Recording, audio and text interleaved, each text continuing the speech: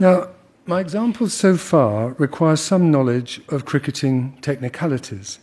Here's a piece of on-field behaviour that is both admirable and unrelated to the specifics of cricket and its practices. During an ODI in St Lucia earlier this year, words passed between Shannon Gabriel, the West Indies fast bowler, and Joe Root.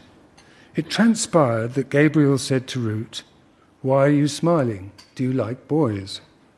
Now this was not heard publicly, but Root's reply was picked up by stump microphones. He said, "Don't use that as an insult. There's nothing wrong with being gay." Now, Joe Root's grin can be annoying.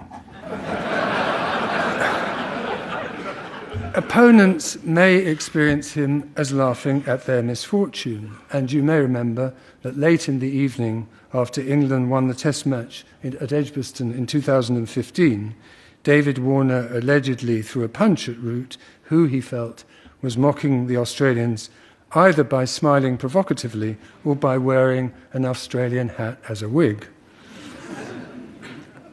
As Hamlet says of Claudius, one can smile and be a villain.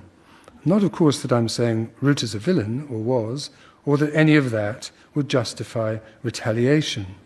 As a matter of fact, my own impression that his grin is more his way of reassuring himself when he's just survived an error or had some good luck. In St Lucia, though, his response was immediate and spontaneous. He was civil, calm, matter of fact. There was no emphatic self-righteousness. He'd had no opportunity to plan. There's a French expression for thinking of a perfect riposte too late. L'esprit d'escalier, literally the spirit of the staircase. That is, we often think of what we might or ought to have responded, but didn't, just as we're going down the stairs, having missed our chance. Root spoke at once, and not so much in the spirit of retaliation, more as a reflection on what Shannon Gabriel had said. Aristotle argued that morality is largely a matter of having established good habits of behaviour, so that doing the right thing happens as a result of our second nature, if not of our first. And this is what was so impressive about his coolness. I like the fact that the French word esprit, spirit, appears in the phrase. The reaction was not the spirit of the staircase. This presence of mind reminds me of an impressive intervention by another international Test captain. 2017 was the 70th anniversary of Indian independence. A celebration hosted by the Indian High Commissioner of cricketing links between India and England over those decades was held in the Long Room. 150 or so guests, mainly of Indian origin, were present, along with a few cricketers from different generations, plus those minor divinities in their smart dark blue blazers, trim haircuts and beards, fit-looking and on the whole dashing, the Indian cricket team. And their senior god was their captain, the handsome, severe and charming Virat Kohli. Well, the event started with drinks and chat. When the players arrived, the social world clustered around them, avid for selfies. After a while, order was called and the Commissioner welcomed the guests with a few appropriate remarks about the importance of cricketing links between our two countries. Both teams had reached the semi-finals of the Champions Trophy, and devout hopes were expressed that they would meet in the final a few days later. But this being cricket was not to be the case. Pakistan defeated England in the semi-final and India in the final. An interviewer went from one cricketing celebrity to another with a microphone for short conversations about our experiences of playing against each other. The audience became restive. The buzz of their conversations grew louder, distracting from the interviews. Suddenly, Kohli stepped forward, asking for the microphone. He was stern, to the point. "You should keep quiet and listen to what people have to say," he said. "It's impolite to talk among yourselves." People were shamed into silence, but only temporarily. The last interviewee was Kohli himself.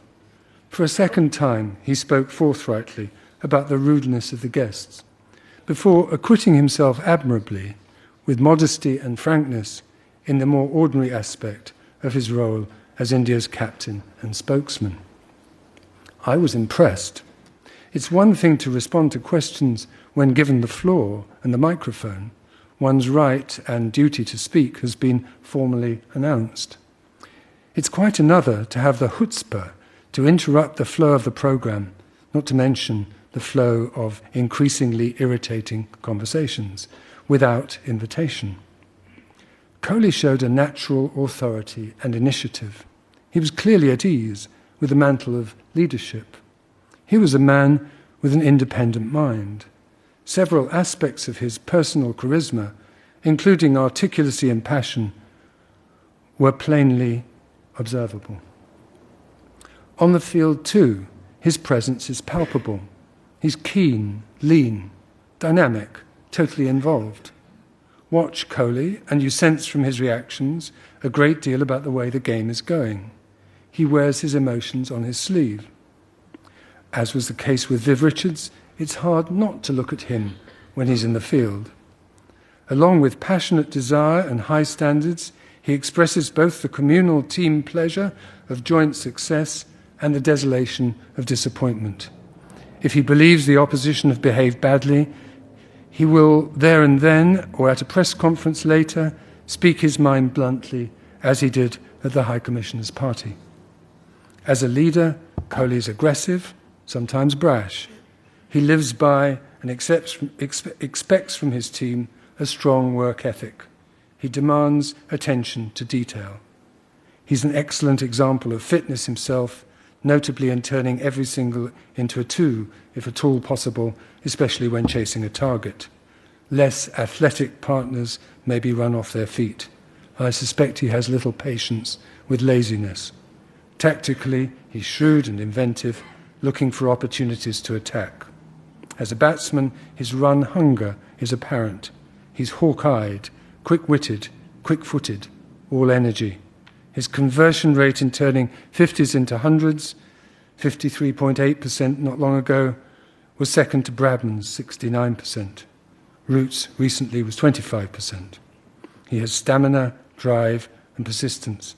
He's clearly the best batsman in the world, averaging over 50 in all three formats.